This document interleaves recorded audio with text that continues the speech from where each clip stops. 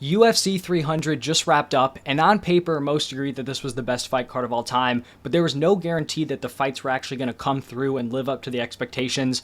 They absolutely did. I feel like you've got to say this is the best fight card of all time. It had the amazing fights, the amazing storylines. The card was absolutely stacked. The skill level of all these fighters was insane. So it looked great heading in, and it absolutely delivered. I'm not even sure where I should start in this video. We're obviously going to be recapping the card. Originally, I thought I was going to be starting off with Max Holloway, Justin Gaethje, but after that main event, I think we're just going to go in reverse chronological order. There's going to be timestamps down below if you guys just want to jump around to a few specific fights.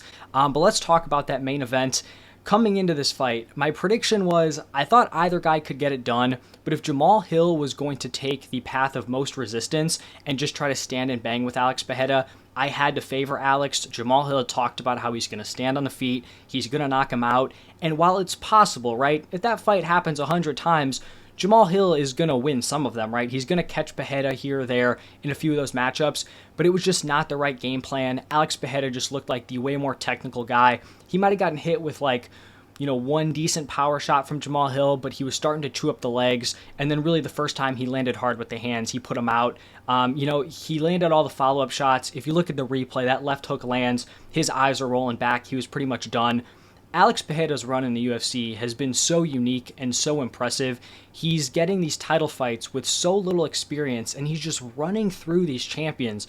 Wins over Sean Strickland, wins over Israel Adesanya, he beats Jan Blachowicz, he beats Jared Prochazka, he beats Jamal Hill. All these dudes are champion-level caliber fighters in the UFC, and Pereira is really just running through them. So the knockout was amazing. He has the nice celebration at the end, and this dude is just unbelievably scary. For someone who can pretty much speak no English, he's able to balance being terrifying, but also just being super lovable to the fans. He has a nice celebration, but before that, he's coming in, screaming, doing his bow and arrow shot. That's just got to be terrifying if you're fighting him. So a great win for Alex Pereira. If he's healthy enough to turn around for that Brazil card, that would be amazing. That's obviously a very, very thin card, headlined by Pantoja taking on Urseg.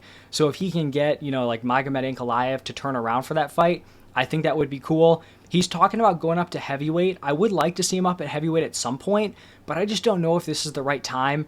The division is so clogged at heavyweight, where you have Tom Aspinall with the interim belt, John Jones with the undisputed. It would be nice if there was just a clear guy for him to go up and fight, because I think everyone would love to see it, but it's a little clogged right now, so I'd probably prefer to see him, keep defending that lightweight title or light heavyweight title, but honestly, either way, if Alex Pereira's fighting, I'm absolutely watching. Jamal Hill will be back. He just ran into the much better fighter on the feet, so great win for Alex. Now moving over to the co-main event, we had Zhang Weili taking on Yan Xiaonan, and I think most people thought Weili was just kind of going to cruise to a victory here, just dominate either on the feet or on the ground, get a finish, or just win a very dominant decision, and it could not have started off better for her. She dominated the first round, had Yan Xiaonan pretty much out in a rear naked choke at the end of round one. Some people thought she was completely out. She was able to get back to her feet. I'm not sure what the protocol there is normally supposed to be. I do think Zhang Weili maybe held to choke a second, maybe 2 seconds after the bell. I'm not saying it was malicious or anything, but I like that Herzog kind of let Yan Xiaonan collect herself. She collects herself, then she goes out in the second round, almost gets finished 2 more times with ground and pound, and then another submission attempt. I forgot what the exact submission was. But Weili was putting it on her through 2 rounds. You could argue back-to-back 10-8 rounds, probably at worst a 10-9 and then a 10-8. But Zhang Weili was looking exhausted, and Yan Xiaonan was still looking fresh and still very dangerous on the feet. So I was thinking, man, Weili might have just used up all her gas. Yan Xiaonan could pull away here. She had a great round 3. Dropped Weili at least one time. She was throwing those leg kicks, getting countered. So it was looking great for Yan Xiaonan. But then Weili was just able to dog it out, get her to the ground in round 4 and round 5, and secure those rounds. The amount of energy that she expended in that fight was crazy. Pretty much everyone would have been done with all the energy she used in round 1 and round 2. She hangs in there. She gets the win. Yan Xiaonan, I think, is someone we definitely have to watch moving forward. I do think she's in her mid-30s, but the striking's super impressive. If she can continue to evolve as a grappler, she's going to be a serious problem moving forward. And she even has, improved a lot as a grappler. If you look back to that Carlos Esparza fight a few years ago, she was just brutalized by Carlos Esparza on the ground, finished by Carlos Esparza. Obviously, she, got put in some bad situations against Zhang Weili, but Zhang Weili is the much better grappler than Carlos Esparza, and she was able to hang in there, defend herself, survive in some really tough spots, even if she might have almost gone out. So shout out to Yan Zhaonan. I think she made it more competitive than a lot of people were expecting. And then for Zhang Weili, I'm going to do a video, maybe tomorrow also or today, talking about matchmaking everyone from this fight card. We need to see Zhang Weili taking on Tatiana Suarez. That needs to be the fight. We don't need to see, Jessica Andrade with her fight today. We do not need to see her fighting Zhang Weili. We need Tatiana Suarez, Zhang Weili. We need to see that matchup. That's super exciting. And I think Tatiana Suarez could pose some legit problems for Zhang Weili. Now, shifting into the clear biggest moment on this fight, I think it was the fight that the fans were most excited for, like the people's main event, Max Holloway taking on Justin Gaethje for the BMF title fight. Now, in my prediction video, I thought Max Holloway was going to get it done, but I thought it would be close. I just thought he'd be able to edge out a decision, maybe find a finish in like the later rounds. Max Holloway looked absolutely amazing up at 155. He kept his movement, he kept his speed, he gained a ton of power with that move up, and he looked like the more powerful guy over Justin Gaethje, which I don't think anyone was expecting. I think getting that extra time to really kind of develop into the weight class helped, as opposed to the first Dustin Poirier fight. But Max Holloway really was cruising for the first 3 rounds. He hurt Gaethje with that spinning back kick to the face at the end of the first, and was wobbling him a few other times. Then he gets dropped in the fourth, the first time we've ever seen Max Holloway go down, but he recovers really well. He wasn't rocked for a super long time. He collected himself.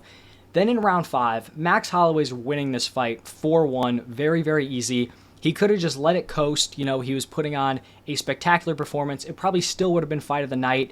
But this dude points to the ground with 10 seconds left in the center of the octagon, just like he did against Ricardo Lamas.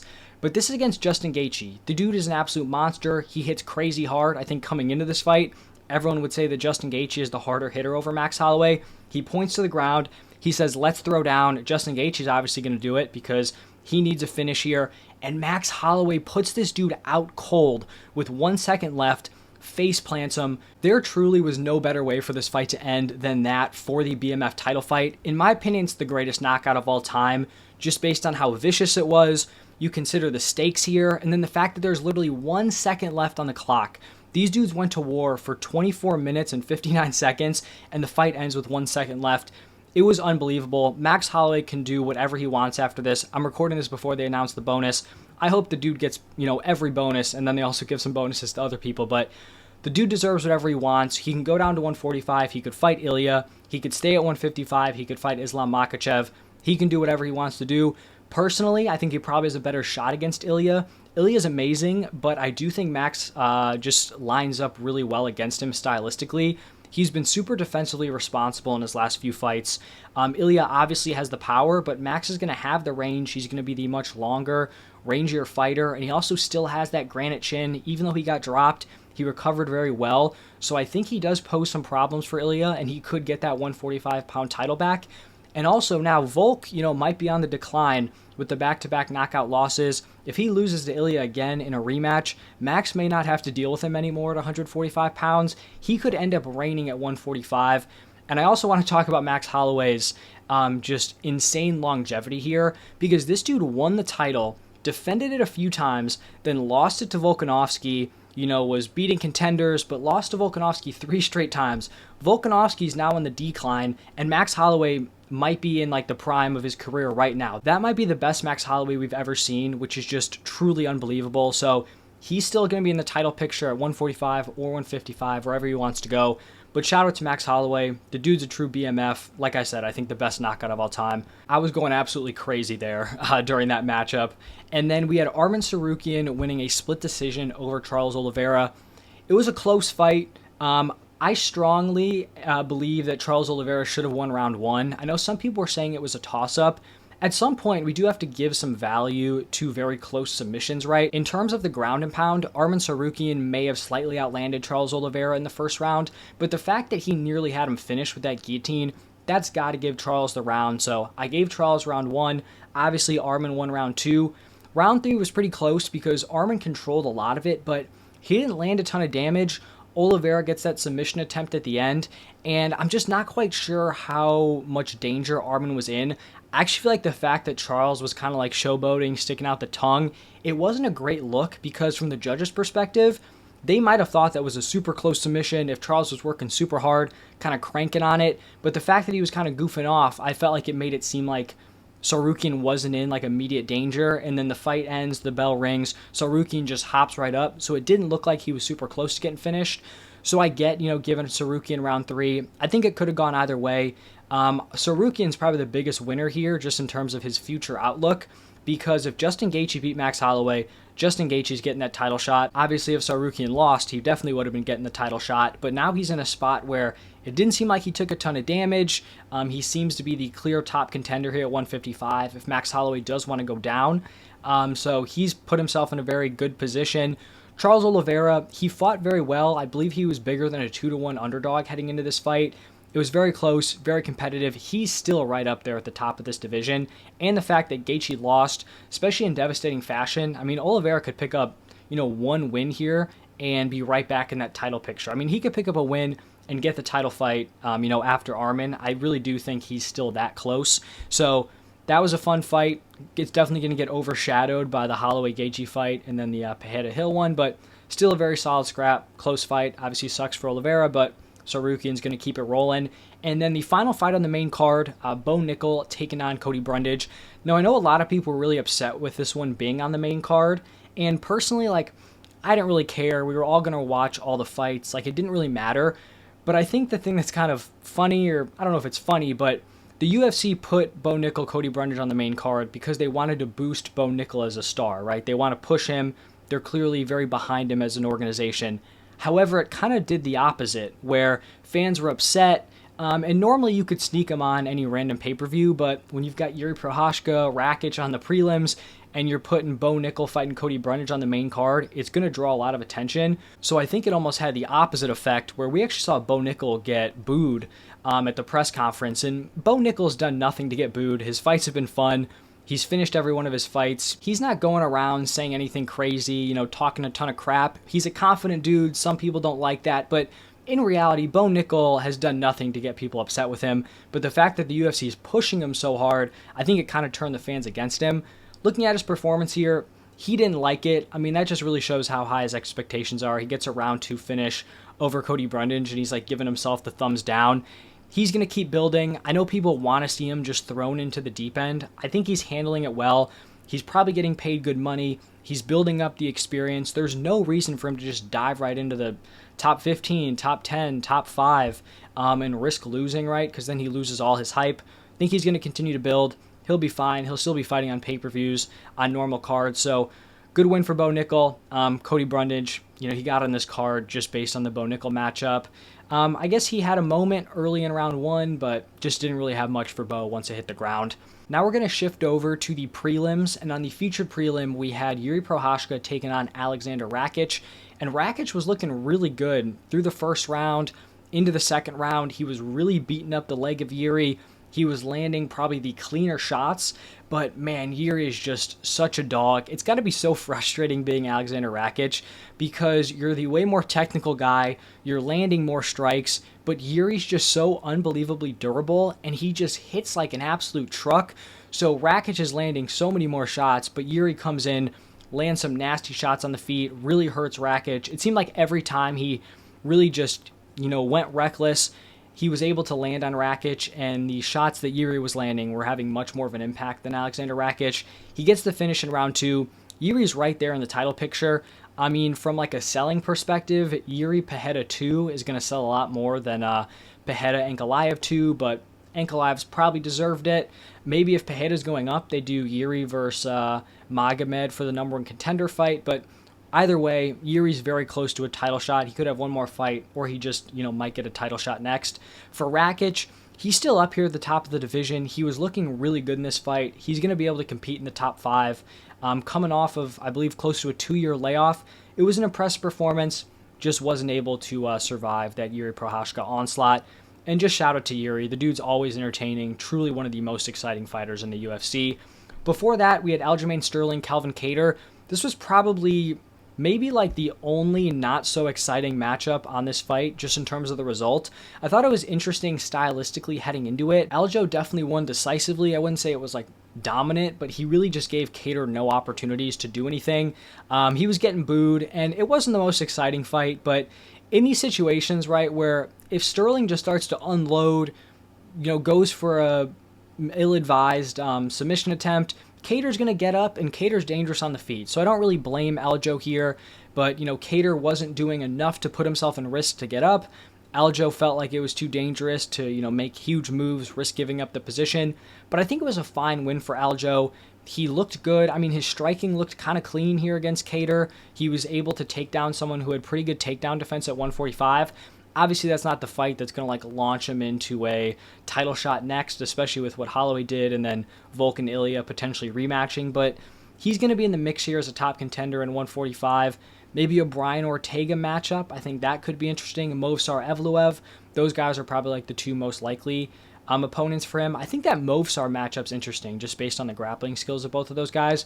For Calvin Kattar, it was tough. He wasn't able to get going. He was coming off the torn ACL.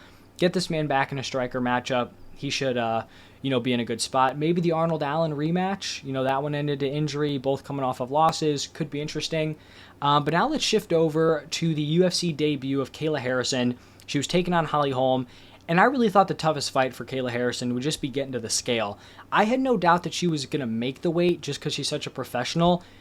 But she might have, put so much into that weight cut that she would have really compromised herself heading into this fight.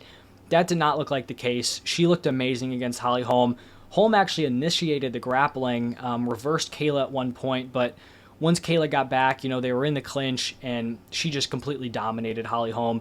Kayla Harrison with elbows is terrifying. The fact that we didn't get that in the PFL is pretty disappointing, because there was a lot of fights where she was winning, getting lots of control time, but the ground and pound wasn't great. If she could have been using those elbows, those girls in PFL would have had an even bigger problem on their hands, but now she's here in the UFC. She really just runs through Holly Holm, lands a ton of ground and pound, gets the submission win, rear naked choke, and she's got to fight for the title. I really think the UFC dropped the ball with how they handled the 135 title shot, because you have Nunes retire. Juliana Pena is the only, maybe super marketable girl in that division who could have made that fight interesting, right? Regardless of what you think about Juliana Pena, people think she's annoying, all of this stuff, but she beat Amanda Nunes, she outdogged her, she finished her. No one else in that division can say that. So the fact that you didn't get Juliana in that title fight, even if she was injured, just don't have the fight. Postpone it, right? Just keep pushing it back. No one was itching to see Raquel Pennington take on Mayra Bueno Silva. So they could have pushed it back. They could have had Juliana Pena in that fight, but now they're in a spot where the two most marketable girls in the division, neither of them have the title. So there's no way you can't give Kayla the title shot. There's just no shot. You got to get her in there. But I feel like she should be fighting Juliana Pena, or at least the girl who would have beaten Juliana Pena, which would have given them a little bit more hype. Does anyone think that Raquel Pennington has any chance at beating Kayla Harrison? I know I don't. Even in that last fight, she was having success out at distance on the feet, and she consistently went in, to the clinch with Mayra Bueno Silva. She does that against Kayla Harrison. She's getting thrown to the ground, and she's getting her face elbowed off. So Kayla's up next. She looked amazing. Hopefully this is also, a shout out to some people who only watch the UFC, that these top fighters in other promotions are legit. She was PFL's probably biggest star. She came in, she just ran through Holly Holm, a former champion. So Kayla has a very bright future ahead. Amanda Nunes also, seemingly itching to come back. Amanda Nunes taking on Kayla Harrison is a massive fight. Maybe get Kayla in that title shot, let her win the belt off Raquel, and then defend it against Nunes. That's a massive, massive fight here in the future, maybe 2025. So shout out to Kayla Harrison. Holly Holm, honestly, not calling for her to retire, but I know she's talked about that she only wants to fight if she still thinks she can be champ. She's been up and down, win, loss, but the fights have at least been somewhat competitive, after this one. If winning the belt was the only goal, it seems like it might be time to walk away. And then the final fight on the prelims before the early prelims, or after the early prelims, Diego Lopes taking on Sodiq Yuseff. This was a close fight based on the odds. I picked Diego Lopes, but I thought it was going to be close. I think I picked him by decision. Man, he just ran through Sodiq Yuseff, landed a nasty uppercut, landed another nasty uppercut, put him down, had some ground and pound shots. Diego Lopes is a future superstar. I believe he's won his last 3 fights in under 2 minutes, which is just absurd. And it was crazy when he did it against his prior two opponents, but then he's getting a legit step up in competition against Sodiq Yusuff, and he just ran through him. The fact that he has this power on the feet mixed in with his amazing jiu-jitsu, he's going to be a problem for this 145-pound division, and I think there are some very interesting matchups that you could make with him moving forward. It really just depends on how much they actually want to push him. If they want to just throw him right into the deep end, Yair Rodriguez coming off a loss, you give him that Diego Lopes fight. I actually think stylistically it's probably decent for Diego Lopes too. I feel like he could really initiate his grappling in that matchup. I think maybe if you want to push him a little bit less but still give him a step up in competition, I think Bryce Mitchell, he's coming off that Josh Emmett loss. I think that's interesting. Both really strong grapplers there. But he has a very, very bright future. I could see them maybe slow playing it just a little bit because you do have a lot of potential fights at 145. If they're doing the Ilya Volk rematch, then you have Max Holloway in the mix. You have Movsar Evloev, who could be fighting like a Brian Ortega, and Aljamain Sterling. So there are some decent contenders there, so maybe they want to slow play a little bit. Don't put him into a super dangerous fight quite yet, but this dude's going to challenge for a belt. He's an absolute stud, super entertaining, so shout out to Diego Lopes. Now moving over to the prelims, we had Renato Money Moicano taking on Jalen Turner, and it started off bad for Moicano. He takes a few teep kicks from Jalen Turner, looks like he's hurt to the body. He's able to get the fight to the ground, doesn't land a ton of damage. It was a close round at that point just because he had racked up the control time. Then Jalen Turner lands a massive shot on him, puts him down, and if Turner followed up, he might have been able to finish him. He looked like he was trying to get the walk-off KO. I feel like it was the combination of wanting the walk-off for the bonus, but then also the fact that you don't really want to go to the ground with Renato Moicano, so it might have been a mix between those two things, but Renato Moicano recovered. It was good to not stop the fight because he stood right up and still didn't get finished. So Renato Moicano, very tough, good on him for staying in there. Then they get to the second round. Renato Moicano takes Jalen Turner down and really just kind of melts him. Jalen Turner's kind of a very up and down fighter where at his peak, he looks amazing. He looks like he can beat anyone. He has all the physical advantages in the world just based on his height, reach, his power. But sometimes when things get tough, you mix in the grappling, you get, later on in the rounds, he can start to fade, start to wilt. I kind of feel like that's what we saw here against Renato Moicano. But good on Moicano. Obviously hilarious on the mic as always. The dude's just like going crazy, talking about America, talking about the First Amendment, bunch of stuff. But shout out to Renato Moicano. Lots of fun fights for him. I think Paddy Pimblett could be next. They've been going back and forth, but he could also be looking to climb the ranks based on this win. Very big win over Jalen Turner. Before that, we had Jessica Andrade taking on Marina Rodriguez. Pretty solid fight here, split decision. I scored it for Andrade. I just thought she was landing the more powerful shots. I think she definitely won round one. I think round two is the fight where Marina was winning like the first 4 minutes, but then Andrade kind of hurt her towards the end of the second. I also thought Andrade probably won that one just based on the damage. So a good win for Jessica Andrade, still definitely a staple at this division. Not sure where they're going to go next with her, but she also likes to, jump around, so maybe she goes up to 125. I do prefer her at 115 just based on, the size she has. She's not the biggest girl, so we'll see what's next for her, but continues to put on fun fights. We'll always be tuning in to watch Jessica Andrade. And then Marina Rodriguez, it was close. She's always going to be fun to watch on the feet, so she'll be fine also. Before that, we had Bobby Green taking on Jim Miller. Jim Miller fighting on UFC 100, 200, and 300. It would have been cool to see Jim Miller get the win. I thought he actually won the first round. I know Bobby Green landed more, but Jim Miller hurt him on 2 different occasions. But man, Bobby Green just pulled away in the second and third round. Second round, you could argue a 10-8. I'd probably go 10-9 because it never seemed like Miller was seriously hurt. Round 3 was definitely a 10-8 for Bobby Green. Jim Miller was a mess, but Jim Miller was on a roll. Bobby Green had suffered some setbacks against top competition. It's a fight that made sense. I don't hate the matchmaking. Bobby Green just pulled away. Jim Miller, though, he can still compete with dudes outside the top 15. Still very game if he wants to fight. So shout out to Bobby Green for a fun performance. And then also shout out to Jim Miller. I mean, just getting to UFC 300 was crazy. But he wasn't limping into this fight. He was on a roll. I believe he won 5 of his last 6. All 5 of those were finishes. So like I said, if he wants to keep it rolling, there are definitely some nice matchups where he can be very competitive. And then the first fight of the night, this is how we knew this card was going to be insane. Deiveson Figueiredo taking on Cody Garbrandt. Gotta say, Cody looked pretty good in round 1. Had Deiveson a little hesitant on the feet, but once Figgy kind of initiated the grappling, Garbrandt just looked a step behind. Figgy ends up locking in the rear naked choke, gets Cody Garbrandt to tap. It's a good win for Deiveson Figueiredo. He has 2 solid names on his resume since going up to 135. For Cody Garbrandt, I mean, he looked good in this fight, just kind of lost to the better fighter, which I think what a lot of people thought was going to happen coming in. I think people maybe thought he was going to get knocked out, so I guess that's good that he didn't get finished on the feet. But there are still going to be fights for Cody Garbrandt, bottom of the top 15, outside the rankings. I would like to see him get put in more fun matchups as opposed to, having him try to go up against the top up-and-comers, which is something they might try to do, but we'll always be tuning in for a Cody Garbrandt fight. And then same thing with Figgy. He's right in there in the title mix now. He can definitely be set up for a potential number 1 contender fight. I think maybe if you're getting Merab, Sean O'Malley, Corey Sandhagen's right there. Him versus Corey in a number 1 contender fight. Put it on the same card. That could be interesting. Don't know if Corey's going to be fighting Umar, but that's a fight that makes a lot of sense. Corey Sandhagen, Deiveson Figueiredo. There are some other options out there. 135 is amazing, so I'm sure he'll get in a fun matchup. But that was every single fight on this card. Like I said at the top, it absolutely delivered. It had the amazing fights, the amazing names, the high-level fights coming in, and the fights absolutely delivered. Like I said, there was maybe one fight that wasn't very entertaining, like the Aljo Kattar fight is really the only one that I can think of. The Pereira Hill knockout was amazing, that left hook from Alex. Holloway Gaethje, that's probably going to be fight of the year, finish of the year. I think it's the best finish of all time.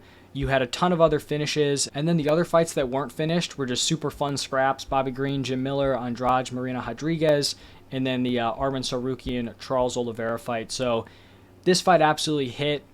Awesome time to be a MMA fan. We do have 301 coming up that doesn't look great, but no complaining on that one because that's the price you pay when you have 299 and UFC 300 back-to-back. If you guys enjoyed the video, you enjoyed the breakdown, I'm going to be putting out videos, pretty much, a ton of different videos on this card, so stay tuned for that. Subscribe, like the video. Thank you all for stopping by, and I will see you in the next one.